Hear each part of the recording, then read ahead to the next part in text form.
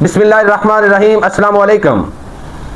آج ہم نے بات کرنی ہے جنید جمشید اور ایک پاگل اور ناکام سیاستدان ہے جواد احمد، ان کے بارے میں۔ انہوں نے کچھ تحریر کیا جنید جمشید کے بارے میں، تو اس موضوع پر تھوڑی گفتگو کریں گے، دیکھیں گے کہ جنید جمشید کس مقام پر ہے اور یہ ناکام پاگل جواد احمد کس جگہ اپنے آپ کو سیٹ کر پاتے ہیں۔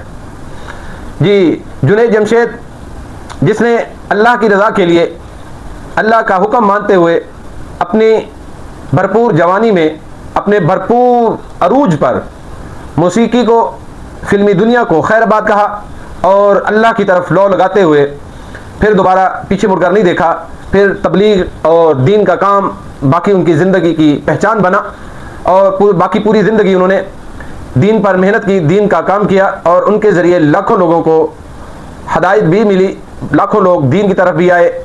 یہ ایک ان کا بہت ہی اچھا فیصلہ تھا موسیقی چھوڑ کر دین کی طرف آنا۔ تو دوسری طرف ہیں جناب جواد احمد۔ کہاں جنید جمشید اور کہاں یہ ایک ناکام سیاستدان جواد احمد؟ اس کا خود موازنہ کیجئے۔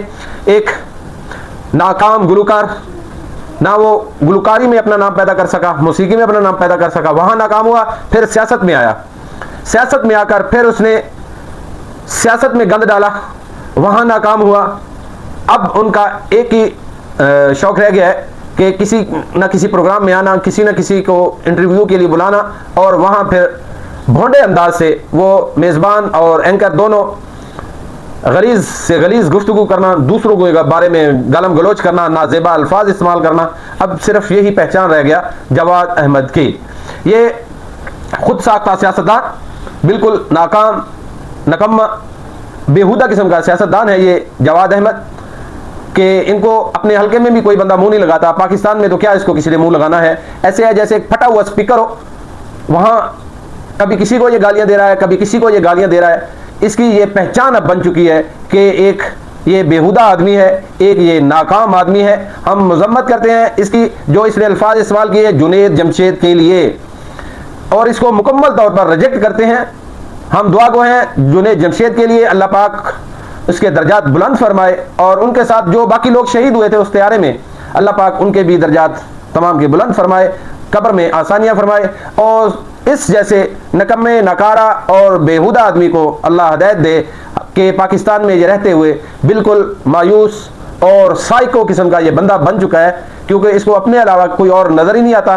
تو اس سائیکو آدمی کو ہم مکمل طور پر، پاکستانی معاشرہ مکمل طور پر ریجیکٹ کرتا ہے۔ تو ایک اور ہمارے اس بات کے ساتھ ساتھ ایک اور ہمارے سیاستدان ہیں فواد چودھری ڈبو۔